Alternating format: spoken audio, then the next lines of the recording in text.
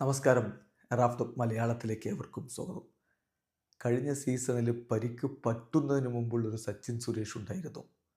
നമ്മളെ വല്ലാതെ കൊതിപ്പിച്ച, ഭാവിയിൽ ബ്ലാസ്റ്റേഴ്സിൻ്റെ ഗോൾ വല കാക്കാൻ ഇതിലും മികച്ചൊരു താരമില്ല എന്ന് നമ്മളൊക്കെ കരുതിയൊരു സച്ചിൻ. അതേ സച്ചിൻ തന്നെയാണോ ഇപ്പോൾ ഇങ്ങനെ പെർഫോം ചെയ്യുന്നത് എന്ന് കണ്ട് അത്ഭുതപ്പെട്ടു പോവുകയാണ്. ഈ സീസണിലെ സച്ചിൻ സ്ലോപ്പി ഫ്ലോപ്പി ആയി മാറുന്ന ഒരു കാഴ്ച. ഇപ്പം കഴിഞ്ഞ ദിവസം ഒരു പ്രമുഖ മാധ്യമത്തിൻ്റെ ടീമിനെ വിലയിരുത്തിക്കൊണ്ടുള്ളൊരു വീഡിയോ കണ്ടു. അതിൽ ഒരു പ്രയോഗം രാഹുൽ കെ പിയെക്കുറിച്ച് പറയുന്നത് നമ്മൾ കേട്ടല്ലോ. ആറ്റിറ്റ്യൂഡ് പാഴ് എന്നൊക്കെ പറഞ്ഞുകൊണ്ടുള്ള പ്രയോഗം. അത് കേട്ടപ്പോൾ ശരിക്കും അത്ഭുതപ്പെട്ടു പോയി. കാരണം ഒരു പ്രമുഖ മാധ്യമം അങ്ങനെ സോഷ്യൽ മീഡിയയിൽ ഇപ്പം ഒരുപാട് ആളുകൾ DP ഒന്നും വെക്കാതെ ഫേക്ക് അക്കൗണ്ടൊക്കെ ഉണ്ടാക്കിയിട്ട് മുഖമില്ലാത്ത ഒരുപാട് ആളുകളുണ്ട്. അവരൊക്കെ ഉപയോഗിക്കുന്ന വാക്കുകൾ, മുഖമില്ലാത്തവൻ എന്തും പറയാം, അഡ്രസ്സ് ഇല്ലാത്തവന്, അവരൊക്കെ ഉപയോഗിക്കുന്ന വാക്കുകൾ അതുപോലൊരു മാധ്യമത്തിൽ വന്നിരുന്ന ഒരു താരത്തെ എങ്ങനെ വിളിക്കാൻ പറ്റും? ഒരു കളിക്കാരൻ്റെ കളി മോശമാകുമ്പോൾ വിമർശിക്കാം, സ്വാഭാവികം, പബ്ലിക് പെർഫോമൻസ് ആണ്, വിമർശനങ്ങൾ വരും. പക്ഷെ അതിൻ്റെ രീതിയിലല്ലേ പറയേണ്ടത്?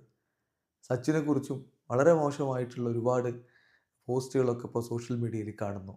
പക്ഷേ അങ്ങനെയല്ല വിമർശിക്കേണ്ടത്. താരത്തിൻ്റെ പ്രകടനത്തെ നമുക്ക് വിമർശിക്കാം. തീർച്ചയായിട്ടും സച്ചിൻ്റെ ഈ പ്രകടനത്തിൽ നിരാശയുണ്ട്.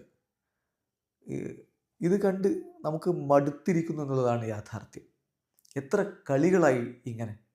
ഇപ്പോൾ നമുക്കറിയാമല്ലോ, അദ്ദേഹത്തിന് നല്ല ടാലൻ്റ് ഉണ്ട്. അത് നേരത്തെ അദ്ദേഹം കാണിച്ചതാണ്. ഇപ്പം കോൺഫിഡൻസ് ലോ ആണ് എന്നുള്ളതാണ് യാഥാർത്ഥ്യം.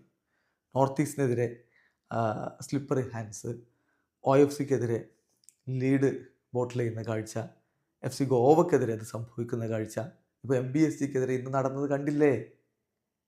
ബ്ലാസ്റ്റേഴ്സിനെ പുറകോട്ടടിച്ച ഒരു കാര്യമാണ് അത്. ശരിക്കും ആ ഷോട്ട് അത്ര ഡേഞ്ചർ ആയിരുന്നില്ല.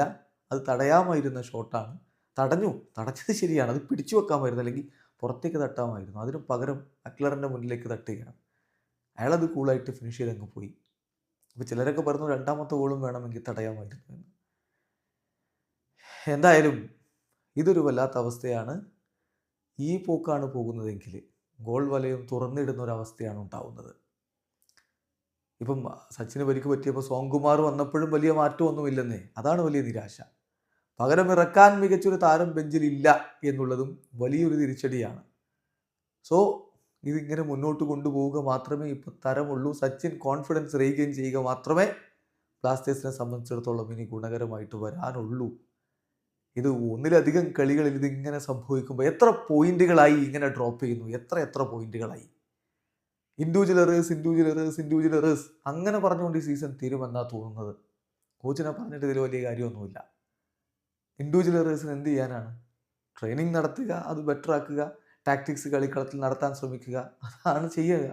കോച്ചിന് അതാണ് ചെയ്യാൻ പറ്റുക. പക്ഷേ ഇൻഡിവിജ്വൽ എറേഴ്സിന് അതിന് താരങ്ങൾ തന്നെ അവരുടെ കോൺഫിഡൻസ് തിരിച്ചു പിടിച്ച് പരിഹാരം കണ്ടേ പറ്റൂ. സച്ചിന് ടാലൻ്റ് ഉണ്ട്, അതിൽ തർക്കമൊന്നുമില്ല. അദ്ദേഹത്തിൻ്റെ കോൺഫിഡൻസ് ബെറ്റർ ആവണം. അല്ലെങ്കിൽ പിന്നെ ഇനി എന്തും പറയാനാണ്? ഇനി ഒന്നും പറയാനില്ലെന്ന് അത്രയധികം മടുത്തു പോയിരിക്കുന്നു. ഇൻഡിവിജ്വൽ ഇനിയെങ്കിലും സംഭവിക്കാതിരിക്കട്ടെ. ഇന്നൊക്കെ കൊൽക്കത്തയിൽ വെച്ചൊരു വിജയം നേടാൻ കഴിഞ്ഞിരുന്നെങ്കിൽ അതെന്തൊരു ബൂസ്റ്റാകുമായിരുന്നേ. ഈ കളിയിലും മിസ്റ്റേക്കുകൾ വരുത്തുക. അതിപ്പം മറുഭാഗത്ത് വിശാൽ കേത്ത് മിസ്റ്റേക്ക് ചെയ്ത് കണ്ടില്ലേ? ശരിയാണ്, വിശാൽ കേത്തിൻ്റെ ഭാഗത്ത് 2 മിസ്റ്റേക്ക്, ഒന്നല്ല 2 അത് ബ്ലാസ്റ്റേഴ്സ് ക്യാപിറ്റലൈസ് ചെയ്തു.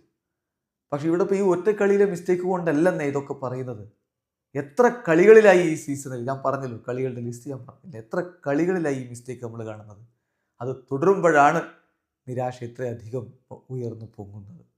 എന്തായാലും സച്ചിൻ അദ്ദേഹത്തിൻ്റെ കോൺഫിഡൻസ് തിരിച്ചു പിടിക്കാനാവട്ടെ, അല്ലാതെ എന്ത് പറയാൻ. വീഡിയോ അവസാനിക്കുന്നു. ഫുട്ബോൾ ലോകത്ത് കൂടുതൽ വിശേഷങ്ങളുമായി റാഫ് ടോക്സ് എത്താം.